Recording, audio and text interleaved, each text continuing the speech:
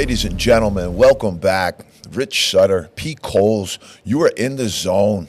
Unbelievable week we've had here, and I just wanted to take a quick second to reflect on our awesome, great interview last week with Adonal Foyle. It has been, and I wanted to also start off this show with an expression of gratitude. I'm very grateful, obviously, for many things in my life, but also very grateful for my partnership with Pete, in the zone, all the people who support us. Man, it just really sometimes it hits me, and it really excites me also. But it gives me this great sense of gratitude and thank people for turning us on and for believing us a little bit, but also thank Pete for believing in me a little bit and making this thing a reality. So what we're going to do right now is. Say that again, Pete? It's been quite the education for me. Well, I think it's been a great education for both of us. And to interview Chris Caputo, Adonal Foyle, Kenny Anderson, former players, as well as Mark Schmidt, Chris LaPlaca. We've had a really good list so far. Our playlist so far is pretty good as far as our guests. We're going to keep that rolling for you as well. Also going to jump right into our newest feature, which is Pete's Corner. We're going to bounce right into that right now. The glitterati of the NBA world were in Springfield and Western Massachusetts this week. Did you happen to catch any of the inductees? I did not. I had a house full of New Yorkers this week, and just wanted to give a shout out to them. Great weekend. Awesome. A little bit of golf. Some really good stuff. But I did not. Who'd they have? I don't even know either. Honestly, it was so. It's amazing to me that as popular as the NBA is, it got almost no national coverage. Very little. I know that different players had events around the city, and I don't even think they hold the enshrinement ceremony is no longer in Springfield. I think it's at the casino now. Wow. They've kind of moved things around a lot. And it doesn't seem like it's a big deal. I didn't think they ever did a great job with it, honestly. I have been to a couple of the events, and they're really special and they're really great, but I always just thought that they could do much better with it. And they actually have NBA players who come to Springfield in the summer, and they do these kind of guest speaker series with these players, and it's really cool, but nobody really ever knows about it. Right. It's a little bit crazy, but I didn't know there were people coming. I don't know that wouldn't have changed a whole lot for me because I had a house full of people. So, but it's always nice, and when they do have the induction, I mean, it's really a special time for the NBA. I think they could do a little bit better. I mean, for years, to be honest, the NBA Hall of Fame was at Springfield College when it started. I've been there, yes. I know people that actually went in and dribbled some of the basketballs that they had, which were special basketballs that had been put away, people actually dribbling them around Springfield College. Then they moved over, and now they've got a much better facility, but the first move that they made, the Hall of Fame, was nothing special, nothing really great at all. Mm-hmm. This new hall is nice. It's really got a lot of flavor to it, but it took a really long time for the NBA to get that together, and I'm not quite sure what that's all about. Okay, on to the NCAA front. For Division I, the season, you've been talking about this for a while, the season's starting off great guns, but is the season going to get mediocre because of these huge, monstrous conferences now? So I think there's two things at play. The football schools with the really, really strong football programs are benefiting, and that was the design of this entire thing. The Big East and some of if you look, you can just look at them right now. The Big East and the ACC have never really been known as football schools. The Big East especially, never been a football school. And the ACC hasn't really been known for football, and their addition of Notre Dame and a bunch of these other teams hasn't really seemed to help their football profile much. And then look at what's happening now, and we're going to go through a little bit of that a little later in the show because I'll piggyback on it right now. You have the SEC and the Big 12 in the top 25s that have come out. They're dominating, and the ACC, the most vaunted basketball conference of all time, is stuck with two top 25 teams, and it's Duke and North Carolina.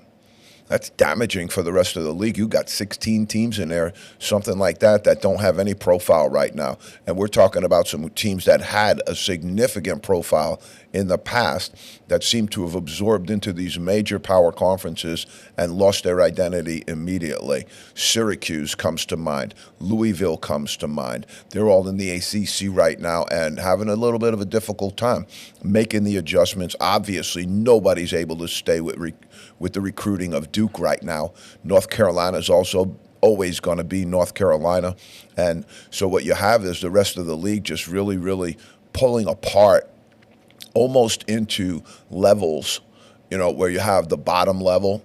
I'll be interested to see what happens at the bottom because there was a lot of coaching changes there that I thought could be beneficial.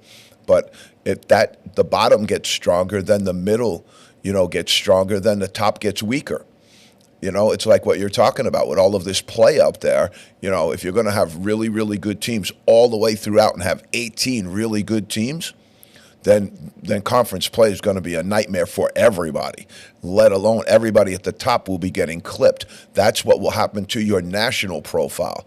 So that's why I think it's in the best interest of some of these power conferences to maintain their size, but also to keep their levels intact as well. Because if you break through and everybody in your conference is good, you got 18 good teams, you're going to destroy each other. Okay. It's a great question, Pete. Question number 3. We're in the preseason now for both college and pro ranks. Is it more beneficial to a program to have a scrimmage with an opposing team or a preseason game with an opposing team? So you usually, what you're talking about, I think, is exhibition and then talking about a regular season game. Well, no, I'm talking about a scrimmage where it's you're playing game scenarios, but it's not a timed game. It's more like a practice. Okay, so there's rules around that a little bit. Okay. We're allowed to have 2 scrimmages. Any way you slice them up, and you can call it whatever you want. Call it an exhibition game, call it a scrimmage. We scrimmaged UMass a couple of years ago as an exhibition game, and so it was a lot of fun. We also got a little bit of guarantee money for the game, so it was a good experience all the way around for us. Generally, we'll play teams that are of our own ilk in that thing just to get ready. So what you want to do is you have 2 scrimmages. You'll play them, possibly one a week before you open, the other one somewhere, a week prior, 10 days prior than that. You want to make sure that you have at least follow a little bit of your old high school rule, which says the old high school rule I was under when I was a Catholic high school league coach back in New York was you had to have at least 10 practices before you could scrimmage. Okay. And so I like to keep that rule before we bring in an opponent to scrimmage. And actually, it's really, really important to do because your team just won't be ready at that moment to compete against somebody else unless you have all of the things that you need in at that moment. By the time you go to a first scrimmage, it is a first game, really. And so then you want to get it. Once you get into your games, they start counting all of those games. So last year, we played Dartmouth Division I, but we played them a regular season game. And as much as that was a great experience for our guys, it still counted against us in our win-loss total. Sure. So we tried to help our profile there a little bit as well, our scheduling profile, but that's not always perfect either. Okay. Pete, great questions. Unbelievable. I'm loving this segment. I'm really loving this segment. Well, you're pushing my basketball, acumen because I'm not a huge basketball guy, but I'm starting to learn researching the questions and just kind of thinking about them a little bit to find out where I want to go with them. Well, we've had 9 questions, and I think you knocked all 9 of them out of the park so far. We've been doing 3 questions a week. We've been doing it for 3 weeks, and I think those 9 questions are something that people want to hear. It's something that people want to know about. And I'm hopeful that I can, every once in a while, just expound on some of the knowledge. I mean, some of the questions you asked me about practice, were really cool, because I got to talk about it. And there's young coaches who follow the show, and you get to talk about that. And that's something that's very useful, something that they can utilize, in their own day in life. And so that's always cool, too, if you can depart and import some of that into the show. I think it's been a great section. We're going to jump right off right now into our NBA Feed 'em Fish, which we love this. And boy, oh boy, Pete, I don't know, I might come out of here smoking like a 57 Chevy by the time this thing's done, but I think I'm going to get hot here. I think this is going to get me hot, okay? Now, the 76ers, I am now changing their name officially to the 86ers. Oh, boy. Because they have now 86 any back-to-back games for Joel Embiid and Paul George, two of their superstars. They have said that they do not anticipate, Daryl Morey, general manager, has stated that he does not anticipate any one of those stars playing in back-to-back games. What? $60 million. What? And you can't play back-to-back games. So, Kawhi Leonard has been shut down. Paul George has been shut down. Joel Embiid has been shut down for the remainder of preseason. Not a big deal. But, I mean, when you played 30-plus games in the year before, Paul George, you might want to, show a little bit. Get out there and let everybody know you're healthy. Instead, he came out, played a little bit, and hyperextended his knee. All right? I really wonder about the management there, especially Daryl Morey, general manager. I really wonder about a 4-year max contract for Paul George, given the fact that he's as fragile as he is.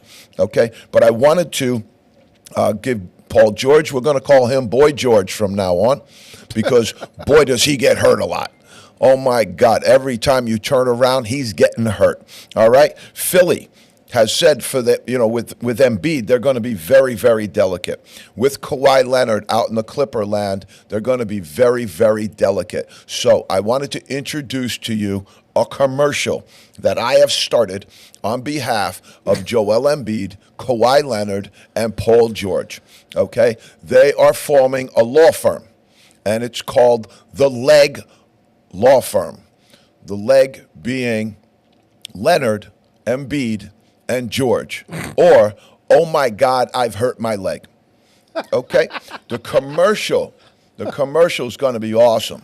We're going to start out, and Pete, we're going to use you as our voice guy, and Okay. we're also going to, in this law firm, partner with our famous law firm, Dewey, Cheatham, and Howe, and we are now going out, and we're going to have this huge commercial where we're going to ask questions. First question, have you ever been injured in layup line? Is it difficult for you to make work 2 days in a row? Did you miss school a lot when you were a kid? We can help you. Our leg law firm has been through this. We can help you. Reach out to us because we can take you to the next level. Unbelievable, Pete. Unbelievable. But we got to have some fun. We got to have some fun. All right. Now, before we go, we're going to have more fun. All right. More NBA fun. Okay. We've handed out a few nicknames. And earlier in the year, we were given the coach of the conference coach, the corporate coach of the year, we gave to Steve Kerr. He's our corporate coach of the year because he listens and does what anybody tells him to do. Sorry, O'Donnell. Okay, we've also got the Benedict Arnold Award we gave out to Kendrick Perkins for turning on the Celtics as hard as he did. Okay, but now we are here to hand out one more of our infamous nicknames. Perk will now be known, Kendrick Perkins will now be known, in addition to his Benedict Arnold Award that he won here on our show in the Zone, he will now be known as Perk the Clerk. All right, you got to listen to this one, Steve.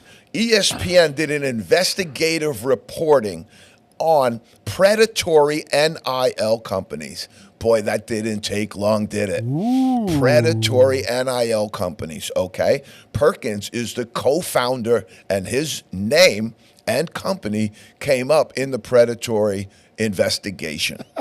Their company, wait for it, it's called Nilly. Nilly. Nilly.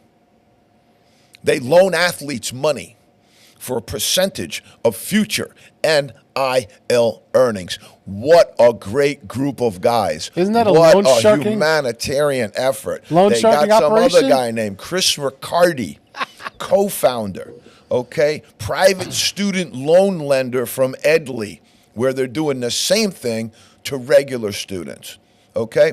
Think about this. Who's going to sign up for their future NIL money? Who's going to sign away? 15, 16, 17-year-old young people. They're going to have parental consent on most of this. But, oh, my God, tap into your name, image, and likeness value today. That's what they had on their website. That's a loan sharking access. operation. Get immediate access to NIL payments. Nilly secures additional deals. The student athlete shares in at least 50% of that revenue. Unbelievable. Humanitarian. It didn't take long. Wow. Read the fine print, folks.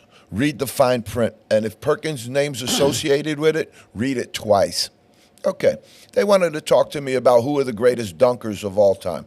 Everybody had a list. They also got a bunch of AP 25 polls that we're going to talk about a little bit later in this show. But they got a list of all these greatest dunkers of all time. And I looked at the list and I was like, they got it. Most of the guys right, but I don't think they got it like the way I would have put it, okay? The greatest dunker of all time is Michael Jordan, folks. Nobody else had their likeness on a sneaker of him with the ball straight up in the air. And guess what he was about to do, folks? He was about to dunk on somebody. And given the day, go back and watch some of the highlights. His dunks were amazing. His ability to hang in the air, what he could do with the ball, number one dunker of all time. Now, a really close second was a guy named Vince Carter, played for the University of North Carolina Tar Heels. And I actually watched him film a commercial in Basketball City on 23rd Street when I was running a basketball camp down there. And they brought him in to dunk, and I swear to God, I've never seen anything like that. It was during a commercial. But if you look at his dunks in NBA or college, Vince Carter right up there with Michael Jordan. I got to go with Dr. J in the number 3 hole. When they said, is there a doctor in the house? And all of a sudden, out came Dr. J to play for the Nets. It was an unbelievable marquee moment in NBA history, ABA way back in the day history as well, too. But Julius Erving, number 3. Dominique Wilkins, number 4. What a dunker. My God, he was powerful and strong and could absolutely dunk on anybody. I don't know if this made a lot of top 10 lists, and I don't know how. Shawn Kemp, what a dunker. 6'9", 6'10", he could fly. Unbelievable. Same thing, Blake Griffin, okay? Never really liked this guy as a basketball player, but he jumped over a car and dunked a basketball. So, I mean, you got to give him his due. Never really loved him as a basketball player, but, what can you do? Number 7, my Uncle Harvey would really, really be upset at me if I didn't include him on the list, and Uncle Harvey's in heaven right now, so we're going to do him some justice. We got Kobe Bryant, number 7. Unbelievable dunker. I saw him when he was in high school, and I'm telling you, folks, he didn't jump. He levitated. He was above the rim. Half of his body was above the rim when he was 17, 18 years old. And what he did in the NBA was unbelievable as well. Giannis Antetokounmpo. How do you not have a dunk list? You don't have Giannis Antetokounmpo on it. You have to, folks. All right. Number 9. This is old school. David Thompson. This was the absolute inventor of the alley-oop. Monty Tao, 5'9" point guard, dribbling down for NC State with a 7'4" center, Tom Burleson. And you would think they threw the alley-oop to 7'4" Tom Burleson. They did not. They threw it to 6'5" David Thompson, and when he left the floor, folks, it was unbelievable. Got hurt at Studio 54 down in New York during his pro career. Fell down a flight of stairs there and got hurt and really curtailed his career. But he was absolutely one of the great dunkers of all time. In today's game, you got to go Ja Morant, too. My, oh my, what he can do off the floor. I've never seen people that at that size that can get off the floor and still finish and dunk on people. I would throw Allen Iverson here, honorable mention, but I'm also going to throw in, if they call you Dr. Duncanstein, then you got some stuff going on. Darrell Griffith of Louisville fame, Dr. Duncanstein. Unbelievable. Jason Whitlock is a guy from ESPN that I like because he's kind of independent now, but he was on for a while. I really like Whitlock. He absolutely laid Kendrick Perkins out in this Nilly thing. So if you really want to get a whole really good look at it, go look at what Whitlock did. He absolutely took Perkins to the woodshed, and it was a beautiful thing to see. Okay, in our next episode of Bronny Be Good, they have people on YouTube and different places, TikTok, all of the social media sites. And I'm listening to one of these guys, and I was actually, my side hurt. I laughed so hard because he missed all of his shots in the clip. He didn't make one shot, but they were like, oh, he barely misses over here, and then he throws up one that doesn't touch anything, comes like 3 feet past the rim, and they go, oh, narrowly misses another one there. I mean, all you're doing is talking about his misses and trying to dress them up. Here it is, folks. It's not good. It's not good. And I think he can be good, and I want to talk about that. We did talk about that earlier, Pete, but I'm going to expound a little bit, and I want to give J.J. Redick a free bone here, okay? Because I didn't want J.J. Redick to be the coach of the Lakers either. I thought that was ridiculous. Never coached a day in his life, not even a team in high school, college, nowhere did he ever coach a day in his life, and now he's the coach of the Lakers. And now has to manage this young man who's under the spotlight and under a tremendous amount of pressure. So here I'm going to give it to you at the end. But right now, in 35 minutes of preseason, Pete, he has 2 points. It was a really good 2 points, too. Strong drive to the basket, pulled up, got his feet together, got strong. He's a pretty good athlete and really got into the shot and made a really strong attempt with it, okay? But he was also 2 feet from the basket. All right, everything else not going well. 1 for 11 on every other shot. He's 0 for 10 on the other shots he's taken, except for that point-blank layup. He's 0 for 4 on three-point range, and from what I could tell, 2 of those didn't even draw iron. 2 rebounds, 1 assist. He's got 5 turnovers. Right now, he is negative 40 on his efficiencies. So he's not ready for prime time yet. Not good. J.J. Redick was installed as the coach. He didn't earn it. He was installed as an NBA coach. Think about that for a second, folks, okay? But here's what has to happen. Because I'd like to see this young man succeed. I'd like to see this young man do well. Here's what has to happen. Role definition. All right, you got to give him one thing to do as a rookie. Tell him to do it as exceptionally well as he possibly can, and then call it a day and get through the year. But give him absolutely one thing. And if there was one focus as a rookie, I know he has a guaranteed contract, but he still has to act like a rookie. And when you come onto a team with your dad, who's one of the NBA greats of all time, Anthony Davis, Austin Reeves, they've got some players on that team. Pass them the ball. Be the setup guy. Be the assist guy. That's my advice. Okay? Don't try and complicate things for the young man. Give him one frame. Let him play in that frame. Let him excel in that frame. And let's see if he can have a year that'll give him some level of success by doing that. Because right now, the way things are going, you take 4 threes in 35 minutes, and your whole thing isn't going good. That's not great. That's not great. It's just way too high. 5 turnovers in 35 minutes will get you benched every single time. Excuse me, Pete. Got some allergy season out here. Yep. Okay. It's that time of the year. year. We're going to jump into NCAA fish right now, folks. And right now, we have just a quick blast from the past because I thought that this was funny. And it's actually when I really first started getting into coaching. And so if you listen to some of these names, anybody who was around basketball during that time, anybody who looked back and saw, some of the greats I was around, I was actually around these guys. I actually attended all of the games. I was at every St. John's game in the Garden. I mean, I went to Knick games. I went to Net games. I was at every basketball game possible that I could find. Some of these young men I saw while they were in high school. All right, so this is what they have is the 1984-1985 All-America team, and they've got 3 teams. Number 1, out of Georgetown, Patrick Ewing. Number 2, Keith Lee out of Memphis. He was a very, very talented big man. Xavier McDaniel out of Wichita State, the X-Man. Chris Mullin. I coached against Chris Mullin when Chris Mullin was in high school. He was at Xaverian. I was working at All Hallows in my first or second year of coaching, and we knocked them out. Mike Krzyzewski was in the crowd. Lou Carnesecca was in the crowd, and it was an unbelievable evening. We had a great game, and they also had a good big man on their team, Xaverian, by the name of Roger McCready. It was an unbelievable win for us at All Hallows, and nobody in New York could believe that we knocked off the great Chris Mullin and Xaverian.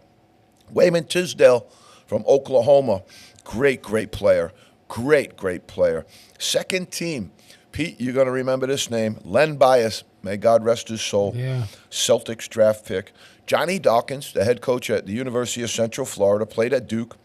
John Konchak, big guy, SMU. He had a great career. Mark Price, Georgia Tech. Kenny Skywalker from Kentucky. The third team was interesting. A.C. Green from Oregon State. Alfredrick Hughes from Loyola, Illinois, one of the great scorers. Roy Tarpley from Michigan. Sam Vincent from Michigan State. And Dwayne Pearl Washington as a sophomore. I don't get Pearl Washington as a sophomore, third team. He was unbelievable. I thought he was one of the best point guards ever to play college basketball. I really didn't get him at third team. That's what I thought was interesting. All right, Pete. We got news for you. We got stuff for you. And it's ready to explode. One of the things we love bringing you to here in the zone, folks, is really rapid moving, fast-paced basketball during the season. And it is about to go. The NBA season will kick off October 22nd. NBA sticking with their regular format, and they're going to go with a 2-game set. You got the Knicks and the Celtics, great Eastern Conference matchup. You also have the Timberwolves going against the Lakers, LeBron James, Anthony Edwards, boom, out go the lights on that one. It's going to be a great game. Timberwolves are going to be a strong team this year. That'll be a really good test. We'll see what J.J. Redick's all about there. All right, so what I did want to mention also is that very soon in the collegiate ranks, November 4th, we're going to click off as well in the collegiate ranks. There is close to 200 games that day. Wow. All right, so if you're looking for action, we're going to give it to you. But we're also going to talk about that a little bit. All right, at the top of this right here, before we jump in to some other stuff on the NCAA fish side, we wanted to cover up, because this is really going to be what we talk about here on In the Zone are the baselines. What are going to be the baseline stories of the year that will carry the basketball season? And last year, one of the baselines was, can UConn repeat? And so as long as UConn stays in the formula, they are absolutely number one, built foundational baseline. Can they now go three-peat?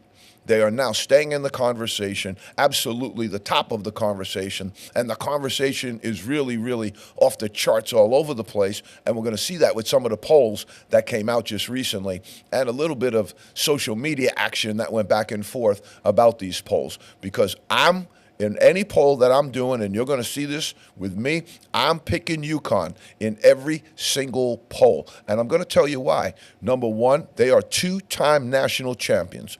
Number two, they've got what I think is the best head coach in the country. Number three, their assistant coaching staff is stellar.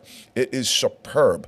And it's based upon, very honestly, folks, I'm a coach, and I've never, ever, in my entire years, not even Billy Donovan's Florida teams, did I ever see any team walk through the NCAA tournament in the dominant fashion that the UConn Huskies have. And anybody, all of you algorithm Archies out there, all of you guys sticking your numbers into your little computer and coming out with something different than UConn is number one in the nation, should be number one in the nation, and will stay number one in the nation, it's because you guys don't know what you're talking about, all right? You're following your algorithm, all right? If you've watched the way they're playing right now, they are dominant.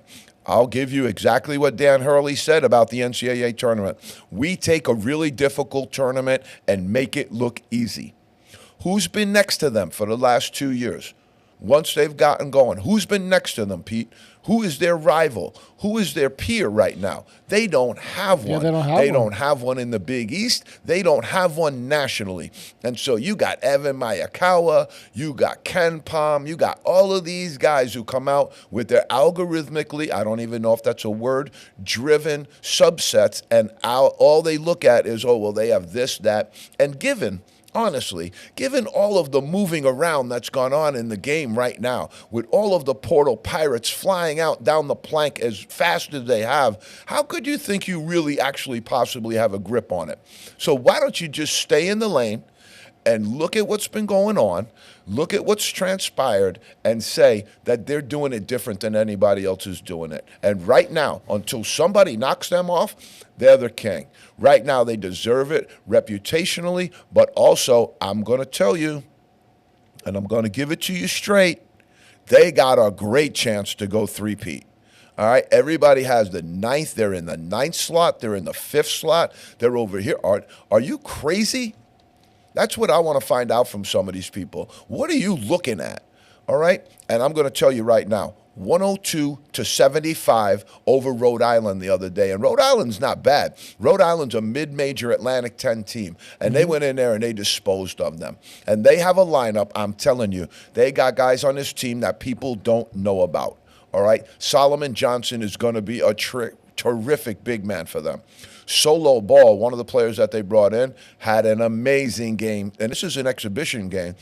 Amazing game against URI. He is a tough guard that can fill it up and really do some good stuff. This is another one of the Ball family? No. No, okay. No. Now you have Liam McNeely, Aiden Mahaney, two deadly shooters that in Danny Hurley's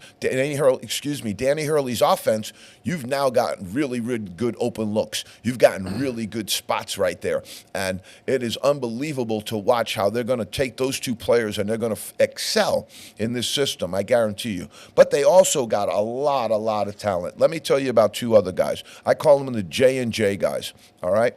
I'll go to Jaden Ross and Jalen Stewart. They are both going to be names you're going to hear a lot about this year, folks. You're going to hear a lot about it. But I wanted to just share something also because this is something I think is salient, and I think it's something that I can share without trying to divulge too much of anything that happens. When I get invited to somebody's practice, honestly, I think that there's a coach's oath where there's a sanctity that goes on in that practice where I might steal a drill, I might steal a play, but what happens in that practice stays in that practice. Okay, I'm not talking about that stuff. I'm never going to break a confidence like that. But here's something that I can tell you. When I did attend UConn's practice, and I can tell you this, and I guarantee you that it's one of the reasons for their success. I was sitting in the stands. I was taking notes. I was writing everything possible that I could come down. Their practice was unbelievable. All right? Really, really good. But practice concludes. I'm just sitting there, boom, boom, boom. And I know a couple of their assistant coaches. I'm waiting. We're going to have a word or two, and then they're going to go on, and they got to go to film and go get everything done. But a number of their players who I did not know, and they did not know me, came over to me, shook my hand, and thanked me for coming to practice like gentlemen. Looked me in the eye and said, "Coach, I really appreciate you being here to watch practice." Wow. And I was like, that's high character, man. Yeah. That's why they're winning, because they got good people in their program. They got good assistant coaches. Danny Hurley took his time to come over and say hello to me. He doesn't have to do that. Nope. He's a gentleman. And I just think that that's part of their operation. That's part of their culture. There's really, really good people in there, and they eat, sleep, and breathe basketball. That's what I love about it. Unbelievable. But anybody with Solo Ball, Alex Caravan, Liam McNeely, Aiden Mahaney, Hassan Diarra, anybody who tells me they don't have a chance to three-peat with that team, I don't know what you're doing. I don't know what you're doing. But it was a charity game at Mohegan Sun. Kudos to both of those programs for putting on and using their cachet for charity. Unbelievable stuff. But, man, I don't know. I don't know how they're going to say that these guys can't be the whole thing. Three times. But didn't we find out last year that the top 10 was half the time was like, where are you pulling that out of? Or even top 25. Where are you pulling that out of? Why are these guys getting ratings this high when their records don't even reflect that, or their strength of schedule doesn't even reflect that? I'm with you, Pete. I don't know. I believe that right now, this is what I believe. Nobody knows. Just like when they do the mock drafts, nobody knows. And then they put together all these algorithms where they put in efficiencies and numbers and boom, boom, boom, boom. It just doesn't work because it doesn't also reflect. It's like watching golf through a lens finder, and it says it's 145 yards, but it doesn't tell you if it's uphill. It doesn't tell you if it's downhill. It doesn't tell you an awful lot of things about that 145-yard shot that you really need to know. And what I'm telling all of you coaches is, as much as you're going to stick to the math weapons of destruction, as I call them, all right? As long as you're going to stick to primarily that and only that, you're going to miss a lot of things. And I don't want to go back to UConn, but I think that's what they're picking up on. is all of those intangibles that they want in their program, all of those soft skills that they want in their program of a young man who are going to take a little bit of their really, really busy schedule and walk up to a D3 coach that they don't even know, stumble bum D3 coach, and just sitting there at practice and say, hey, coach, really appreciate coming. That's what they got going, man. That's what it is. It's culture. All right, SEC standings are out. This is media. This is media. I usually like media because they're around the teams a lot. You know, I like sports information directors because they attend all the games. They sit at the table. They watch closely. And so I usually go with that. You know, right now they got Alabama #1. I can go with that. Mark Sears and Roebuck, that's their squad, and they're going to really cook it this year. Auburn #2, they got the Broom. And we're talking Johnny Broom. He's back, and he's sensational. He'll be on our top of our draft list, and I thought had he come out this year, would have done all right for himself. What I tell some of these other guys, and I can't help you now, Johnny, but what I would have told you had I had a chance to counsel you is that I thought you were going to be in the top 15 in last year's draft because last year's draft wasn't great. But now you waited, you went back to Auburn. I'm applauding you for that. I think the NIL has made that easier for some people as well. But now what I'm going to tell you also, Johnny, is you're going into a much different draft this year if you decide to go. So you were 15 last year. You might get bounced out of the first round this year. Who knows? So that's also, you got to strike while the iron's hot, folks. And I don't tell people to leave school all the time, but I thought Johnny Broom was ready to go. I thought JT Topham was ready to go. They decided to stay in college. Right now, you're going to enter into maybe the best draft you've seen in the last 20 years. It's going to be really strong. All right, so they got Tennessee, Coach Barnes. He's just reloading. The Volunteers down there, the no longer Volunteers, they got their ticket prices jacked up so they could go for the NIL. I don't know if that's a bad idea or not. We'll figure it out as we go. Texas A&M and Florida. The big man from Florida is 7'9", folks. I want to give that young man a look in because if he turns out to be the real deal, here we go. Pete's got him. All right. This is Olivier Roux. Okay, 7'9" with a wingspan. He doesn't have to even leave the floor to dunk the basketball. There's no hop there. He doesn't have to leave the floor to dunk the basketball. I'm telling you, what they're cooking down in Florida, they got him 6th in the SEC, and I get that, but that's Zach Edey plus 4 inches. 7'9". He gets up and down the floor okay, and if you were watching, what they call that action that they were running in practice is called zoom action. Zoom action means you're going to screen somebody, you're going to hand them the basketball off after that. But your big man is the guy, right there, that has to do the handoff.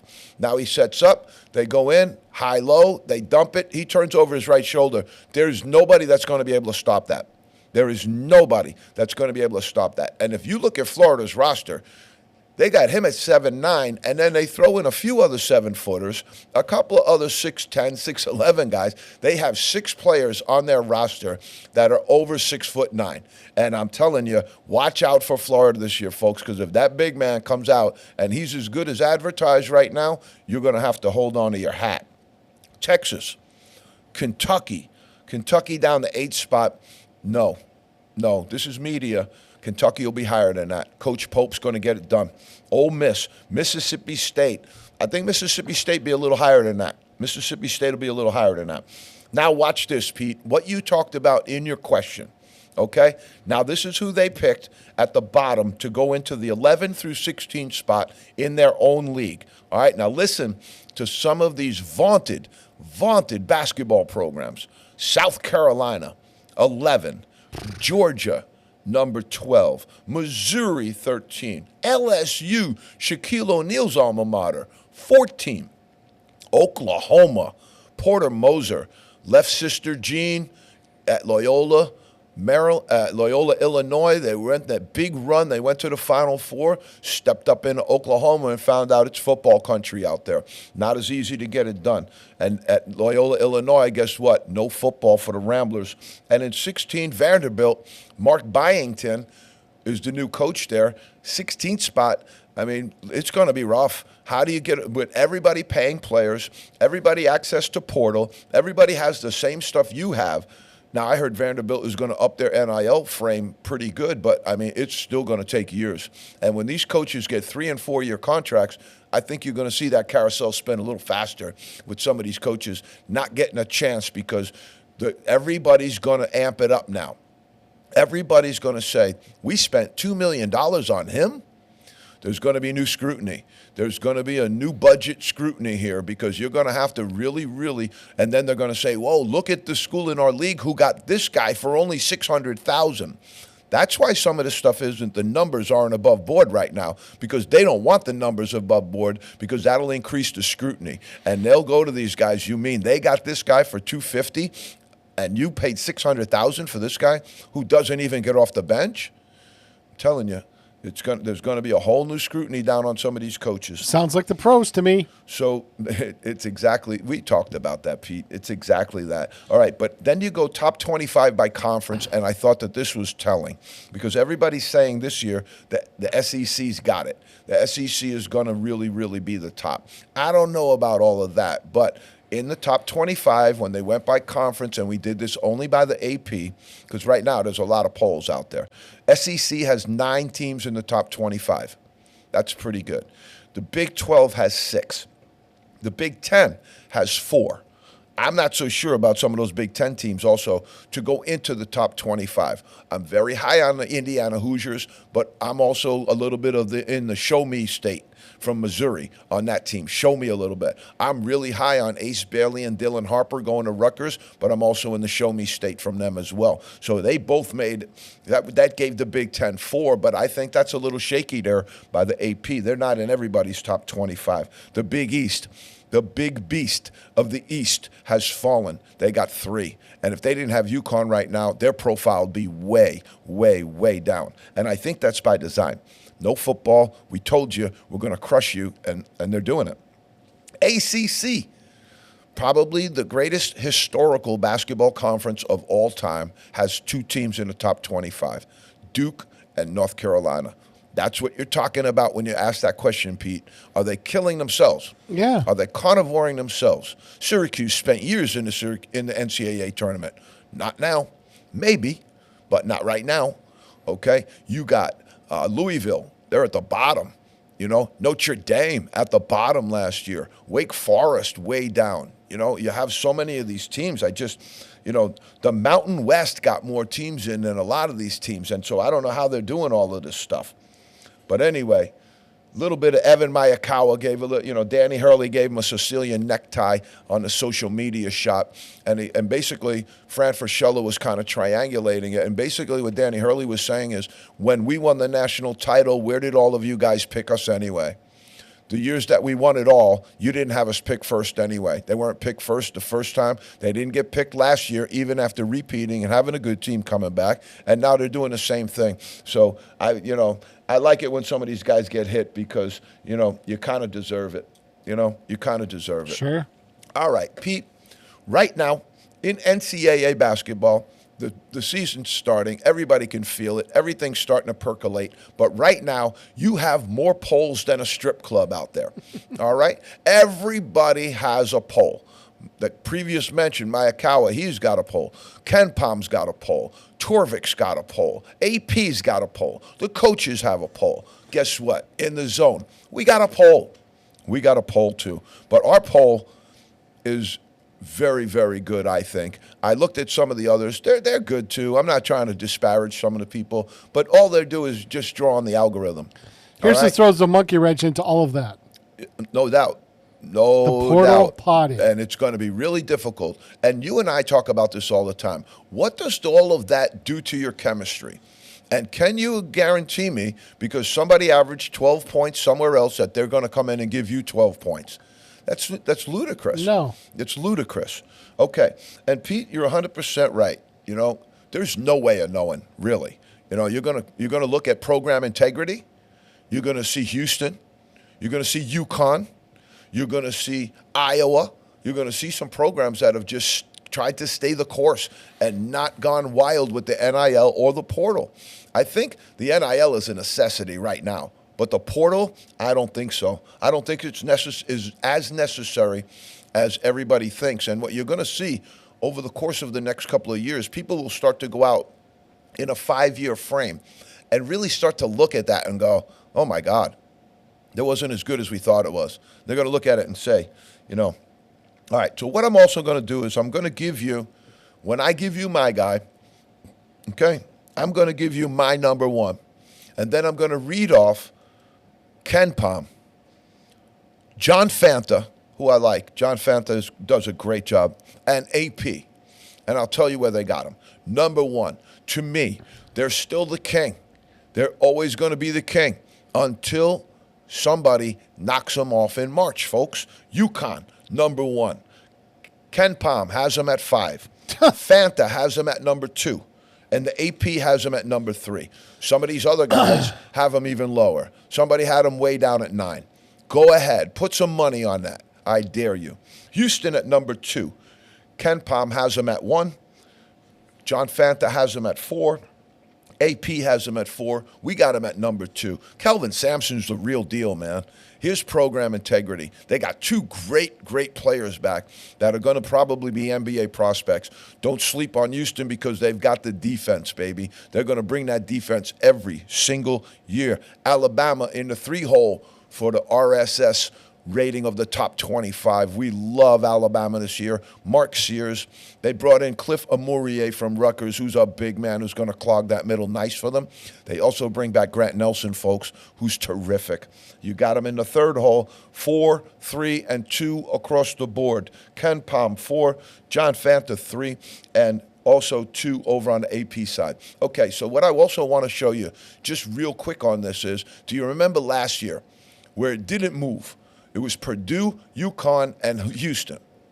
All right? It never really moved. That 3 kind of elevated and separated themselves from everybody else that was in the game at that moment. Nobody else really broke into that top. It knocked Kansas out, knocked Kentucky out, knocked Duke out, knocked out a whole lot of people that used to share that throne. All right? You're going to see the same thing. You're going to have UConn back. You're going to have Houston back. I think you're going to see Alabama jump in there. And also now, number 4, because, Pete, you know I love to say it, and you know it bugs my wife a little bit, which is why I say it more. But in the number 4 spot, Mark Few, one of the great coaches in the game today, Gonzaga. Maybe the best lineup he's had in a long time, folks. They got him 9, 5, and 6. Okay? KenPom at 9. Have you looked at their roster? Do you know who's coaching this team? 9, especially with the level of competition that they're going to play out there, I think you're crazy. Kansas, number 5 for us. Everybody else, 6, 1, and 1. I don't know what Hunter Dickinson has won to earn everybody, has he done and won to earn all of the respect that people give him. I know he caught a great NIL deal, but if you watch Kansas last year, they didn't really turn it up and have that usual Kansas flow that they had. There was a lot of issues on that squad. I'm hoping they can get them worked out, but Hunter Dickinson hasn't shown me anything yet. And in terms of him being at least one of the best big men in the country right now, I got Amourier over him. I got Ballo over him. I have Kalkbrenner over him. I got a lot of other guys. I got Solomon Johnson from UConn over him. So I just don't, I don't see it there for Kansas. They got a couple of injuries that clipped them. I think they did all right in the portal, but who knows how that's going to work too. This is Bill Self, who's used to building his program, used to having some continuity and having all of that stuff with him. That's how he made his money. That's how he built his success. Now that's been ripped out from him, and you're seeing a lot of coaches struggle with that. You have coaches who are used to that. Calipari lived in that world for a long time. John Shire is used to it because his guys are going into the NBA. But a lot of coaches, Jim Larinaga, some of the other coaches that have been around a really, really long time, this was a stink bomb that you threw into their career here, and now they have to manage a locker room of inequity. They have to manage all of the division that you brought to the game and brought and implanted into their locker room. It's terrible, obviously, folks. Iowa State, Tamim Lipsey, keep that on your lips. Lipsy, keep him on your lips. Tameen Lipsy, great guard, but they got other guys too. And TJ Otzenberger is one of the reasons I'm excited about this program, because if there's that little second tier behind what we talked about, that big three that nobody seems to break into, they're in that next tier. Iowa State, and look at the program. There's not a good basketball player for miles and miles and miles around them, and they've been able to attract very, very good talent. And this is rarefied air. The program's always been really good, but this is rarefied air for them for sure, where they've been at. I don't know where Otzenberger could go right now, because he's kind of at the top with Iowa State, but you go take another job that might pay you more money, but are you going to be sixth in the country? Because you got it cooking right now. Baylor, number 7, they got them 11, 8, and 8. You're going to be sorry for that. I got Baylor, and I want to see them move up. They're going to open up and have a game against UConn in I think their first game of the year is against Gonzaga, but also the Baylor coaching staff has taken on a schedule that's unbelievable, and they're going to have some really, really good matchups. You're also going to have Gonzaga and UConn matched up. That's going to be a really good one. And I think Baylor and UConn are on the same schedule as well. Might be at a tournament. Creighton, Kalkbrenner, McDermott. There's reasons we keep them in there. You lost Alexander, you lost Baylor Shearman, and you're going to come back and reload. They got some good portal action, but Kalkbrenner is going to be the guy that holds them all together there. They got some really good players. Auburn, Johnny Broom, they got some good players. I'm a little worried, honestly, about Auburn's guard set. I know that they brought in a young man through the portal. They have just about everybody else returning. Really good team. And I like Bruce Pearl. He's good for the game, and I like the way he coaches. I like his passion. Not a whole lot of guys out there, that are as passionate as he is. All right, Auburn, going to be good this year. Purdue, number 10, they lost Zach Edey. And they got another 7-footer. I don't know why they didn't go after Olivier Roux. That Florida got. I don't know why they didn't go hard after him, because that would have been great replacement for Zach Edey. But they brought in Daniel Jacobson. But the rest of the team pretty much remains intact. And so I think they're going to be okay. They're intact. They've got some great leadership. They got Lawyer. They got Smith. They have very good guard play. I think they'll be fine. But again, let's give Coach Painter his due. I mean, they have been in rarefied air, and that's Purdue. That's like Iowa State. I mean, you're doing it and cooking it with programs that traditionally haven't been top 5, top 10 programs. So hats off to those coaches as well and their staffs. Tennessee, Rick Barnes at 11. Rick Barnes is just, if you have Barnes, you're going to just be there every single year. You're going to have a chance every single year. I think a lot about him as a coach. I really do. And it's a very, very, you'll notice some of this stuff like it's really hard. Like, it's hard to have a good basketball program at Texas because football's so dominant down there. Same thing at Oklahoma. Football is just so dominant. You've seen some breakthroughs recently, like having a good basketball program at Alabama. Coach Oates at Alabama, that's a tough sell because Alabama football is unbelievable down there. The same thing's true at Tennessee. Tennessee football is really, really huge. And Rick Barnes, to his credit, has been able to take Tennessee to that level where they're relevant every single year. We're going to go 12-13 with you, Pete, and you know what we're going to do. We're going to lay North Carolina and Duke right together so we can run that rivalry right up the flagpole. I have not missed a North Carolina-Duke game in years. I love that game. It's like a holy day of obligation in my house. We get the chips, we get the dip, we got the Sambuca and the espresso cooking. We don't let nobody bother us on that day, and it's an unbelievable basketball game. Right now, 12-13, but unfortunately for the people down in Durham, I did put the Tar Heels over you at 12, Duke at 13, R.J. Davis, Elliot Cadeau, the backcourt, Ian Jackson, and Drake Powell. Some of the guys they brought in are really mega talented. I worry about them up front in the center position a little bit. They have some good players around that perimeter, but I worry about them. Duke is loaded all over the place, but they're young, they're mercurial, and they've turned over a roster of like 9 or 10 former players. Jeremy Roach is out at Baylor. McCain is in the pros. There's just a bunch of other guys who transferred out, and that's very, very, very unusual for the Duke program. 14, Arizona. They have Caleb Love back, and he's terrific. But I think if Caleb Love doesn't shoot the ball well this year, this team could really struggle. I thought in years past they had enough to make up for when he had tough shooting nights, because he's really a three-baller that shoots the ball from way deep. Very good, very effective, but there has to be a sporadic nature all the time with a lot of shooters like that. They can get very hot, then they cool off, and then they can get hot again, but in between those cool-off spots, you need other good players to fill in and to carry you. I just don't know that they have that this year. So in the days where it's not going to be great, I think Arizona, also new league, we'll see what happens. UCLA at 15, they're big, they're physical, and I think Cronin wants to get back into it. And if he doesn't get back into it and it's not a good year at UCLA, he's going to be looking for a new job. So he's got to turn that around. The people at UCLA are rabid about their basketball program, and I thought it was due to his success a couple of years back that saved him and got him the extra year. Now they're in a new league. I'm hoping they can hold on. 16, Arkansas. I'm not a Calipari fan. Everybody knows that. All right, if you watch this show, you know that I'm not a big fan of his as a basketball coach. One of the greatest recruiters of all time that this game has ever seen, but some of his tactics certainly have been under scrutiny for years. But there's a lot of talent on his team at Arkansas. So I'm not going to prejudice the players on that team. They have Johnwell Davis. They have some very, very good players on that team. Boogie Fland, great guards. And so I'm not going to prejudice the team because I don't like their coach. But if they don't tighten their stuff up, if they don't start to instill some discipline and have program integrity, they're going to get smoked, okay? That also goes along with the coach. It's on the coach 100%. When you have guys leaving Kentucky going, we didn't know what day practice was, we didn't know what time practice was, that's unacceptable.